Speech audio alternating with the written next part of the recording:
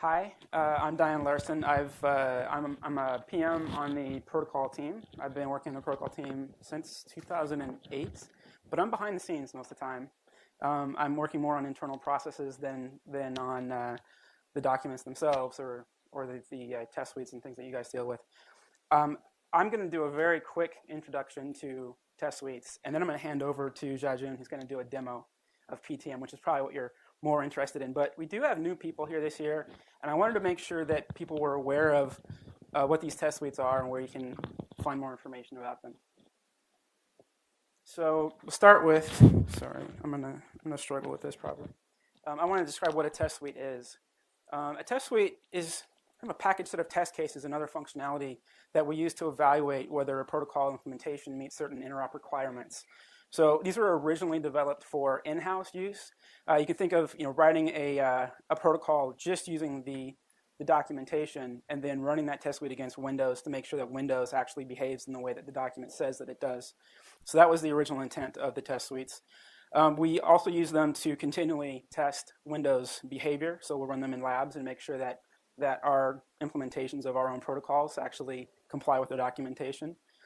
And then, of course, we've learned over time that third-party implementations can benefit from these test suites as well, and that your implementations can use the test suites to verify that your server or your client endpoints actually comply with the Windows protocols or protocol extensions.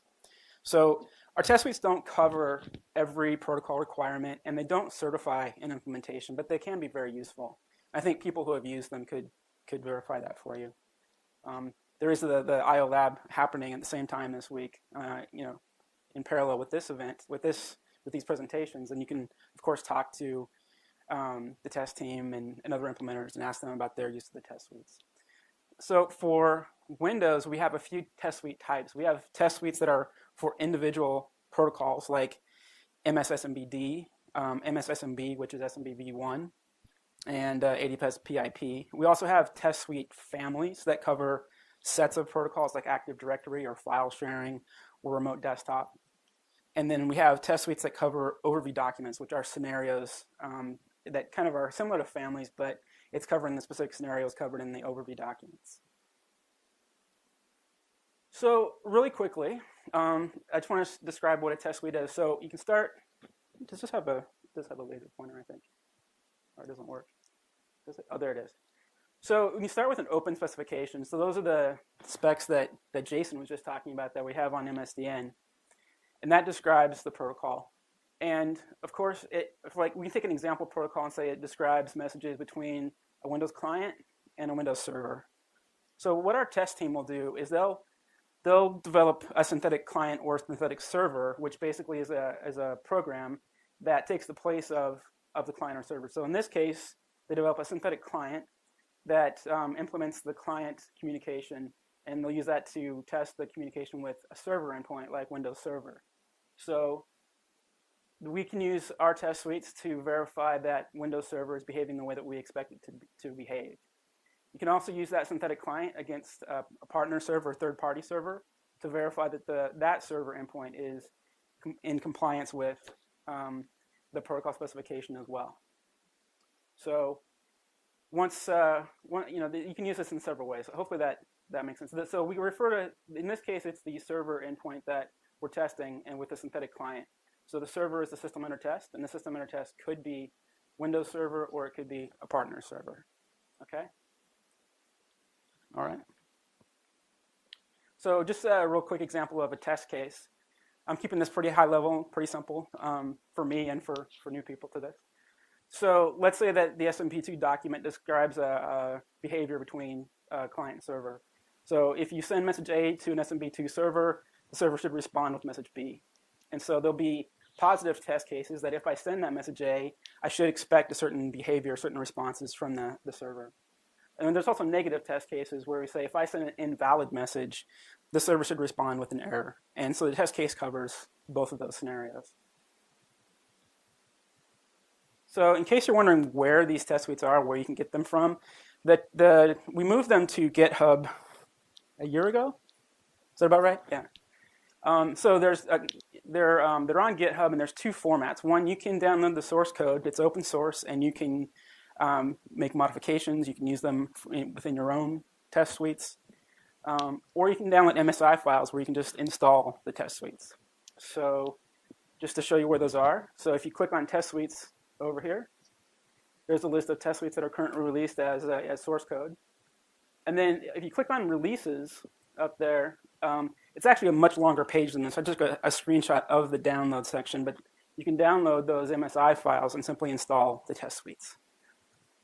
All of these have been updated within the past week, specifically to get ready for this event. So they've taken updates from past events, from feedback on GitHub, from internally filed issues, and they've updated the test suites so that they are new for this event. And support is available via GitHub, but I think your best resource this week is to talk to the 5 TSD team members who are here this week. And a couple things. There are some requirements if you're going to install these test suites, especially using the MSI files and not the open source methodology. So these test suites will run on Windows 8 and later, and Windows Server 2012 and later. They do require an older version of Visual Studio, either 2012 or 13, because of some dependencies for things like HTML loggers and this model-based testing. So Spec Explorer Power Tool is also used for any test suite that uses model-based testing. They are not adding any new model-based testing to the test suites, but they do use them for some of the existing test suites. The Microsoft Protocol Test Framework is a functionality that's leveraged by the test suites. And of course, you would need the test suites themselves. And there's a full list of requirements per test suite on GitHub. There's a couple of optional pieces of software. One is the Protocol Test Manager, which simplifies test suite configuration and execution. Jiajun's going to do a demo of that in like 2 minutes here. So very good tool, makes it much easier to run a test suite. And then Microsoft Message Analyzer is the Microsoft network analysis tool.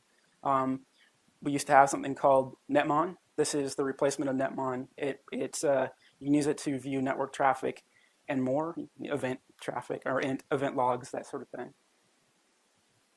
So in addition to this session where I'm almost done and Jiajun's going to do a demo, we have a few more sessions about test suites this week. So next, Vivian will talk about open sourcing test suites and how you can interact with us and interact in the open source world with our test suites. At 3 o'clock, Helen from the TSD team will introduce a test suite environment and show how to run a test suite, and that's especially useful if you are new to the lab, the IO lab that we have going on at the same time. And then at 3 o'clock, so you have to make a choice here. So at 3 o'clock, there's also a session in this room about Office testing tools, followed by a session about SQL Server testing tools. And then later in the week will be a session, I think it's on Thursday, about Message Analyzer. So I'm going to turn it over to Jiajun before I turn it over. Any questions for me? It's a pretty high-level overview of test suites there. All right. Thank you. Let's turn this.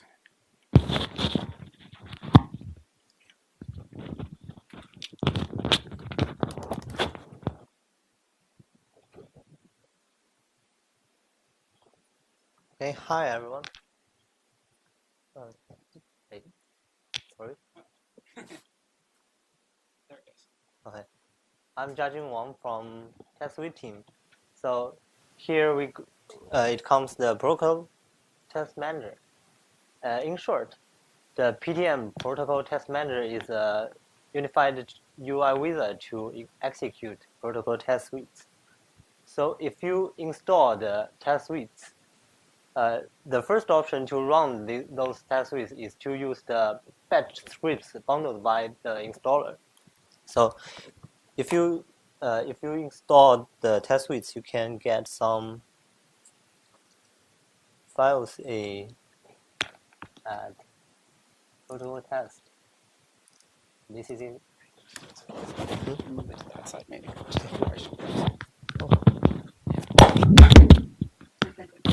Sorry, excuse me. And here are some batch scripts. You can run those files to execute the test suites.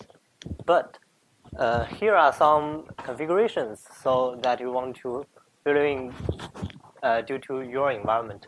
For example, if you want to test Active Directory, you might want to fill in the server GUID and SID, but manually modifying the file is error-prone and time-consuming. So this one is not recommended. Another option is to use Visual Studio to compile and run it per case.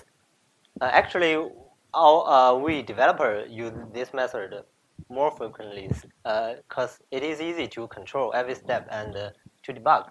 But you also need to manually modify the config file, so it is not recommended. Here comes the PTM. So if you use PTM, which is also developed by us, it is easy to use and it can auto detect your environment and fill in the correct value. The only thing you need to do is to download the PTM and install it. It is also available on GitHub, as you can see here. Protocol Test Manager, along with the other test suites. And here is just some simple steps. At the first screen, you can see you must fill in some key values, such as the domain name and the username password, and it can detect your environment. And then it will show you the brief summary of the environment. Then you can choose the category. So if you only want to test MS-DRSR or MS-FRS2, you can uncheck the other protocols. And there shows you the test cases. And this is actually the detailed PTF config values. You can see that the GUID and SID is filling automatically. The blue means that the value is different from the default value. So those two are the real correct values. And then if you run the test cases, you can see the log on the right panel. So there is a failure. So you can see the detailed error message for you to understand what has happened. Is this your problem or the environment is wrong? So let's see the. Sorry. We also get a command line interface for you to do some automatic test. So if you when you're done the execution, you can click here, export a PTF file profile, and -p using this profile, and then output the report. So after done, you can get the content of the report. It will show you which case is passed or failed. And here are some recent updates on PTM. We just added some status icons in the result page, as you can see here. The status icons is updating while the cases are running. And here, I will show you a demo to run 80 family test cases.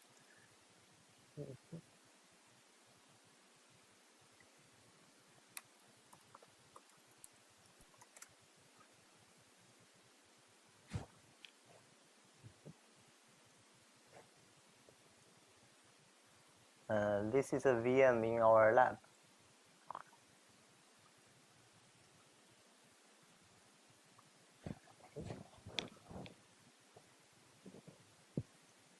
Okay, configure.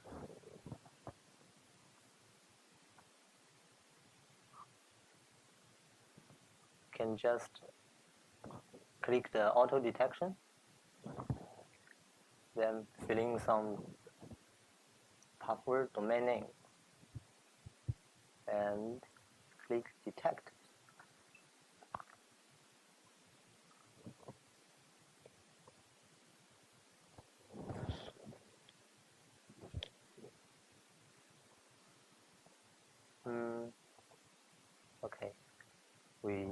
to wait a moment.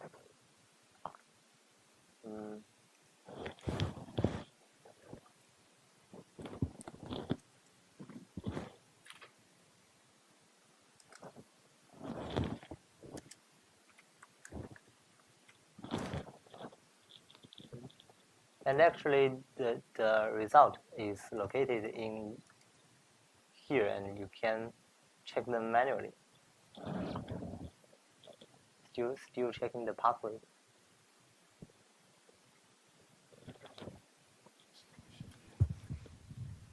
We have a question. A small series, sorry. The first thing you said was, early on, you said it was better to use the Visual Studio as a way to manage all this, and the MSI file as part of the download, as part of the open source portion, right? Actually, we use Visual Studio only for easily debugging. So when we run the test cases ourselves. But that's a separate piece. So if I wanted to use that, I would need to have an MSDN license or something like a Visual Studio license to be able to use that? I don't think so. In fact, Visual Studio community version is okay, I think. Yes, we've changed the Visual Studio licensing, so there's a lot of free versions of Visual Studio available now. So that's really good to know. The other part is you just did this discovery. We're starting our testing in an environment where we're not using Active Directory. We're using our own local authentication on the servers. Another thing that we've noticed when we tried using the test suite is that the default configuration expects two interfaces on both the client and the server. Will there be better documentation to help us understand how to change that? Because we want to try basic, bottom line, simplest, our own authentication, a single port, that kind of thing. We want to be able to trim it down and just start from there and then build back up to the more complicated testing. So the question is, there are too many configurations, and it is not easy to configure the test suite, right? And that's why we developed the PTM. As you can see,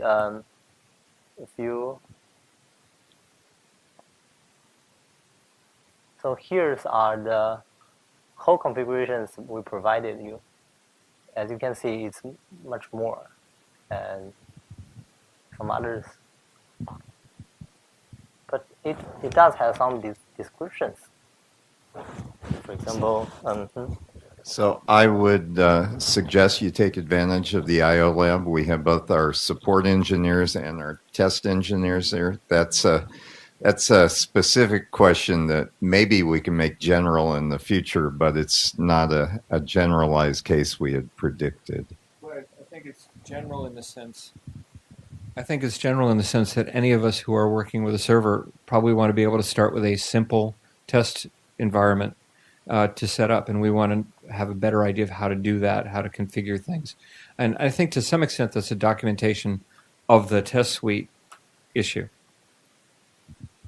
Sure, and that's our support engineers will take and bring that feedback back. Thank you. okay, back to the wizard. If you use auto detection, you only to input some key values such as the domain name and computer name. Here, 1, 2, 3, 4, 5, 6, 7, 8. You just need to enter those 8 values, and the PTM will help you to fill in the most values. So you just to check the values here to verify that the value is correct or not. And you can choose the category here. For example, if your environment does not have a child domain, does not have a trusted domain, you can uncheck the box. And if you only want to test some basic functional level, so the cases reduced to about 3,600. And next, verified values. And then you can choose some cases to run. For example, to run some, let's see, SAMR. Yeah. And run selected cases.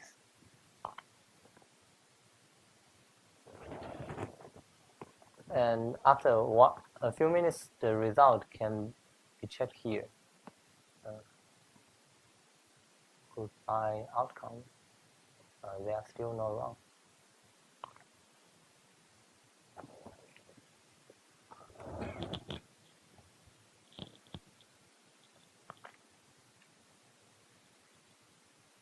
Okay. Here are some paused cases, and here's the logs. Some key checkpoints in the test suites here.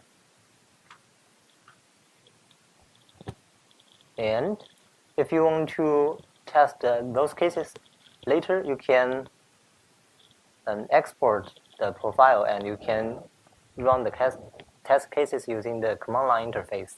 And I think it's easy to use in the automatic testing environment. Back to the. Okay. Any questions?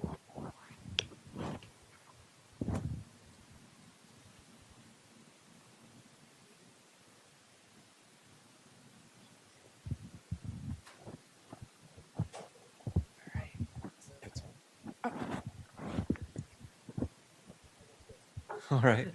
So the question is, these test suites, you run them on a single node that targets the servers, right?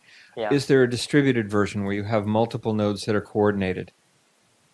Client nodes, test nodes running tests. So not the SUT, but the. I'm not quite understand the question. So a long time ago, there was a test suite called FSCT, and it used PowerShell, I believe, to coordinate a number of physical clients to run the same test against one or more nodes in a cluster, right? Yeah. What we're wondering is, can we run this test suite under control so that multiple nodes are running the test suite against the servers? Currently, no. Okay. Currently, the other computers or nodes are controlled by the SUT. So the SUT must use PowerShell scripts or other things to control the other nodes to coordinate. But no, because the SUT might be, for example, a Linux box running something. So it's not going to have PowerShell to control the clients. The client tests. Well, you can not only run PowerScripts, or you can run some your customized scripts or commands. So you can use SSH onto your Linux server and run some Linux scripts. Or we also have interactive control, I think. So here it will show up some directions, and you can do it manually.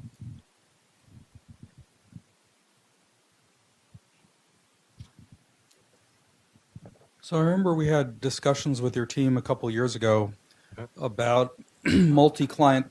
Yeah, this has come up before, but this topic, in a sense, you're already running multiple clients because you simulate that for op-lock tests, for example, op-lock break, right? But one of the things we were looking at was, areas where I think you were looking at extending this a year and a half ago. I don't know exactly remember where it went, but some of the tests require that you, in effect, are simulating multiple clients at once, because obviously you can't test certain things, locking, for example, otherwise. And I'm not sure where those went or whether those got extended, but there was a little bit of work there a year or two ago, and it would be useful if you remember how that kind of played out, because obviously a lot of scenarios require that you're simulating multiple clients. Might be best to talk with the TSA team over in Des Moines about this just because there's people who have attended more events. Judging Yeah. the team the past year. Actually, this is So- my first year in Yeah. to attend the Plugfest. So it might be good to talk with some of the other people who are over in Building 20 about that issue, who have a little bit more history with what the discussion was, if that's fair. I will try first because we have multiple clients now. We already have multiple clients. We just need to try against one server. We can see the results. Yeah. Any question? Okay, thank you, Xiaoxing.